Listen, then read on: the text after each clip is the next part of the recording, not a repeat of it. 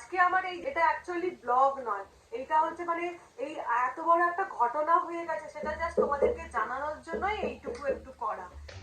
Good morning, সুপ্রভাত, সবাই কেমন আছো? আশা করছি সবাই খুব ভালো আছো, আমরাও ভালো আছি। আজকে হচ্ছে মহাশিবরাত্রি। তো মহাশিবরাত্রি আজকে হচ্ছে ঠিক নয়, শিবরাত্রি তো তোমরা জানোই কাল থেকেই পড়ে গেছে, মানে গতকাল হচ্ছে রবিবার থেকেই শিবরাত্রি পড়ে গেছে, রবিবার বিকেল 5টা থেকে। গতকাল আমরা করেছিলাম হচ্ছে যে ওই ভাত খাইনি আর কি, ডালিয়া খেয়ে গতকালটা করেছিলাম। আর আজকে মানে হচ্ছে সোমবার দিন, আজকে হচ্ছে পুরো পালনটা করব, উপোসটা করব। আজকে তো বিকেল 5:30 পর্যন্ত রয়েছে শিবরাত্রি, তো আজকে বিকেল 5:30 পর্যন্ত উপোস করব। তো এই হচ্ছে আজকের মোটামুটি প্রোগ্রাম। আর তোমরা কিভাবে শিবরাত্রিটা পালন করলে, মানে কোন দিন উপোস করলে আমাকে একটুখানি কমেন্ট করে জানিও। তো যাই হোক, এবার স্নান টান কমপ্লিট হয়ে গেছে, এবার চললাম হচ্ছে পুজোয় বসতে। আর প্রায় 7 দিন বাদে, প্রায় 7 দিন নয়, 7 দিনেরও বেশি, সেই দ্বীপের বৌভাত হয়েছে। বৌভাতের পর থেকে এতদিন কেন কোনো ব্লগ শ্যুট করিনি বা কেন কোনো ব্লগ দিইনি, তার একটা বিশাল বড় একটা কারণ আছে। সবটা তোমাদেরকে আস্তে আস্তে বলবো, মানে কি ব্যাপার হয়েছিল, কি গেছিল, তোমাদের সবটাই শেয়ার করব। ঠাকুরঘর মোছা ধোয়া পরিষ্কার হয়ে গেছে, পুজোর সব জোগাড় নিয়ে বসছি। যাব হচ্ছে একটু ছাদে, ফুল সমস্ত কিছু রয়েছে, কিন্তু দেখবো ছাদের গাছে ওই নীল যে অপরাজিতাগুলো, সেইগুলো আজকে ফুটেছে কিনা। কারণ আবার দিনের দিন ফোটে না, মানে শনিবার দিন চাইবো তো দেখবো নেই, তো সেই জন্য নীল অপরাজিতা গাছ থেকে একটুখানি ফুল তুলে নিয়ে আসি। আমি ছাতে আসবো আর পান্তুয়া আসবে না, হয় না। দেখো না, আগে থেকে এসে বিচরণ করছে। আর এই দেখো, এই পাওয়া গেছে নীলফুল, আজকে মাত্র কটাই হয়েছে নীলফুল। এইখানে একটা আছে আর ওপর দিকে দুখানা রয়েছে। তো এই যে 4খানা ফুল নিয়ে চলে এসেছি। আমার 3খানা শিব আছে, এই যে ঠাকুরঘরে 3খানা শিব আছে, সেই শিবের মাথায় 4খানা ফুল দেবো আর কি। তো চলো, আগের দিনে যে ঠাকুরকে আমি শিব মানে দুধ জল এসব দিয়ে চান করেছিলাম, সেইগুলোকে আগে পরিষ্কার করি। এই যে আমার 3খানা লাইন দিয়ে শিব বসে রয়েছে, তো চলো আগে এগুলো পরিষ্কার করে নিই, তারপরে পুজো স্টার্ট করব। আর আজকে একটা বড় গামলার মধ্যে আমি ঠাকুরকে বসিয়ে নিয়েছি, কারণ আজকে তো দুধ জল একটু বেশি ঢালা থাকবে, প্লাস মেয়েও আসছে, ওও ঢালবে।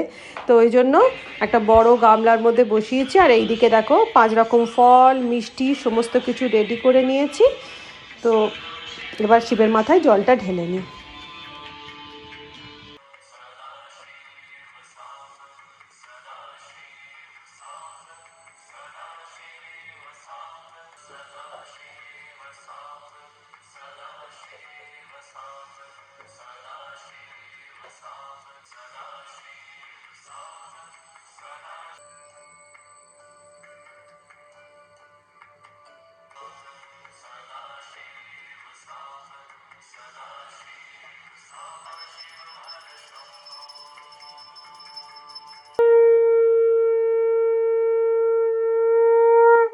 ঘরের পুজো সেরে মন্দিরে গেছিলাম, মন্দির থেকে পুজো করে চলে এলাম। এই যে ঠাকুরের কাছ থেকে 2টো ফল নিয়ে এসেছি, ফলগুলো খাবো। তারপরে আবার একবার ওই 4:30-5টা নাগাদ একবার ঢালবো জল, ঢেলে নিয়ে তারপরে খাবার খাবো। আর মেয়ে আসছে আজকে, ওর মোটামুটি বাস ঢুকতে ঢুকতে 3:45 হয়ে যাবে, ও আসবে, ও এসে জল ঢালবে, তারপরে একসাথে খাওয়া দাওয়া করবো। তো ঢুকে পড়েছি রান্নাঘরে। আর আজকে তো লুচি খাবো, তার জন্য একটুখানি ফুলকপির তরকারি করব। ফুলকপি মানে ফুলকপির রসা করব। আর এখন তো ফুলকপিতে যা পোকা, একটুখানি নুন জলে আর কি একটু ভাপিয়ে নিলাম। এবার ওই ভাপানো কপিগুলোকে একটু লাল লাল করে ভেজে তুলে নিচ্ছি। আর দেখবে এই সময় ফুলকপির কোনো স্বাদ হয় না, তাই একটুখানি রসিয়ে কষিয়ে রান্না না করলে ভালো লাগে না। আর তাই জন্যই আজকে আমি ঠিকই করেছিলাম যে একটুখানি কাজু বাটা দিয়েই করবো। তো এই যে জিরে ফোড়ন আর শুকনো লঙ্কা ফোড়ন দিয়ে একটু আলুগুলোকে ভেজে নিলাম। আর এইদিকে দেখো আদা কাঁচা লঙ্কা দিলাম, অল্প জিরে আর কয়েকটা কাজু বাদাম দিয়ে দিচ্ছি, দিয়ে একটা পেস্ট বানিয়ে নেবো এটার আর কি। আর ওইদিকে কপিগুলো ভেজে তুলেই রেখেছিলাম। এবার আলু কড়াইশুঁটি সব ভেজে নিচ্ছি, একটুখানি লাল লাল করে হালকা করে ভেজে নিচ্ছি। দিয়ে ওই বাটা মশলাটাকে এবার ওর মধ্যে ঢেলে দিলাম, দিয়ে এর মধ্যে দিয়ে দিলাম হলুদের গুঁড়ো, তারপরে ধনের গুঁড়ো দিয়ে দিলাম 1 চামচ ভর্তি ভর্তি মতন, কাশ্মীরি লঙ্কার গুঁড়ো দেবো, যাই হোক কষিয়ে নিলাম, দিয়ে দিলাম অল্প নুন, নুন দিয়ে হালকা করে আবার কষিয়ে নিয়ে এবার এর মধ্যে দিয়ে দেবো হচ্ছে টমেটো, একটা প্রায় গোটা টমেটো এর মধ্যে আমি কুচিয়ে দিয়ে দিই। এবার দিয়ে দিলাম এর মধ্যে 1.5 চামচ মতন চিনি, নিরামিষ রান্না দেবে মিষ্টি ছাড়া ভালো লাগে না। দিয়ে একটুখানি কষিয়ে নিই, তেল ছাড়তে দিয়ে দিলাম ভাজা ফুলকপিগুলো। ব্যাস এবার ফুলকপিগুলোকে ভালো করে মশলার সাথে আলুর সাথে মিশিয়ে কষিয়ে নিচ্ছি। আমার কষানো পুরো কমপ্লিট হয়ে গেছে। এবার ঢেলে দেবো এর মধ্যে অল্প পরিমাণে জল, জাস্ট আলুগুলো সেদ্ধ হওয়ার মতন। ফুলকপির রসা রেডি হয়ে গেল।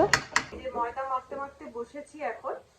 তো এইটার আমি তোমাদেরকে ভিডিও শুরুতেই বললাম যে আমি বিগত 10 দিন যাবত কেন কোনো ভিডিও করতে পারিনি বা কেন কোনো ভিডিও মানে দীপের যে বউ ভাতের ভিডিওটা দিলাম, রিসেপশনের ভিডিওটা, সেটাও আমি গতকাল দিয়েছি, এতদিন বাদে গতকাল দিয়েছি। তার পেছনের কারণটা এবার আমি বলি। সেটা হচ্ছে বাবুনদাকে তোমরা সবাই চেনো, আমার ব্লগে অনেকবার দেখেছো, মেজাদার বন্ধু বাবুনদা। তো মেজাদার বন্ধু বাবুনদা এত বছর ধরে আমাদের বাড়িতে আস্তে আস্তে আস্তে আস্তে এমনই হয়ে গেছে যে আমাদের একটা ফ্যামিলি মেম্বার হয়ে গেছিল। তো যে কারণে আমরা প্রত্যেকেই তাকে ভালোবাসতাম, সেও আমাদের ভালোবাসতো, এই করে করে একটা ফ্যামিলি মেম্বার গেছিল তো গেছে। তো যাই হোক, এবার কি হয়েছে, যেদিনকে দ্বীপের আমরা বউ ভাত মিটলো আর কি, আমরা বাড়ি এসেছি, বাবুনদা আমাদের সাথে দেখা করে বাড়ি যাচ্ছিল, বাড়ি যেতে গিয়ে কোনোভাবে চটিতে স্লিপ করে সিঁড়ি থেকে পড়ে যায়।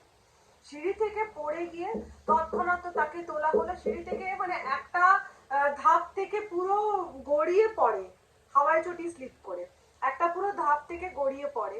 পুরো মোটামুটি কটা সিঁড়ি হবে বেশি, 10টা সিঁড়ি গড়িয়ে পড়ে। এবারে গড়িয়ে চাতালে এসে পড়ে, পড়তে তো তৎক্ষণাৎ তাকে তুলে নিয়ে এসে খাটে শোয়ানো হলো। শোয়ানো হতে তখন প্রায় বেজে গেছে রাত্রির 10:30 11টা বেজে গেছে। তো তখন আমরা অতটা বুঝতে পারিনি, কপালে টপালে এদিক ওদিক চোটফোট লেগেছিল।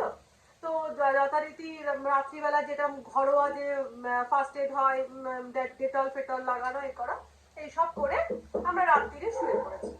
সকালবেলা যখন ঘুম থেকে উঠছি তখন আমাকে ডাকছে মেজদি ভাই যে একবার আয় তো। নিচে এসে দেখছি বাবুনদার শরীরের এইখানে পর থেকে, মানে মুখটা ছেড়ে শরীরের বাকি নিচের পোর্শনটা, দুটো হাত দুটো পা টোটালি প্যারালাইসিস হয়ে গেছে, টোটালি প্যারালাইসিস হয়ে গেছে। তখন তো আমাদের তো সবার মাথায় হাতছে, মানে সে নিজের হাত নিজের আঙ্গুল নিজের পা কিছুই তার নাড়ানোর মতন অবস্থায় সে নেই। তখন তো আমরা কি করবো, তখন তাদের বাবুনদার বাড়ির লোককে খবর দেওয়া হলো। আর বাবুনদা কিন্তু ম্যারিড নয়, মানে বিয়ে থা করেনি, বাবুনদার বৌদি আছে, তাদেরকে খবর টবর দেওয়া হলো। দিয়ে সুমিত করলো কি, সুমিত ওকে বাবুনদাকে নিয়ে গেল পিজিতে। পিজিতে অনেক রকম ধরাধরি এটা ওটা করে পিজিতে নিয়ে গিয়ে ভর্তি করা হলো বাবুনদাকে। ভর্তি করতে ট্রমা কেয়ারে। তারপরে বললো ঘাড়ের যে এখানে, হ্যাঁ মানে যে স্পাইনাল কর্ড আছে, স্পাইনাল কর্ডটা চেপে গেছে, চেপে গিয়ে পুরো শরীরটাকে প্যারালাইসিস করে দিয়েছে। তো তারপর থেকে বলো, ওরা ডাক্তার বললো ইয়ে হলো, প্রথমে সিটি স্ক্যান হলো, মাথায় সিটি স্ক্যানের রিপোর্ট ঠিকঠাক আছে। তারপরে স্পাইনাল কর্ডের মেরুদণ্ডের আর কি এমআরআই হলো। আর বাবুনদার যেহেতু খুব বেশি লোকজন নেই নিজের বলতে গেলে, টোটালটা হচ্ছে আমাদের উপর, আমরাই করছি, প্লাস বাবুনদার বৌদি আছে। মানে এক বৃহস্পতিবার পড়েছে দ্বীপের যেদিনকে বউ ভাত ছিল, তারপরের বৃহস্পতিবার হলো অপারেশন। 7 দিন আগে ওরা অ্যাডমিট রেখেছিল, অপারেশন হলো।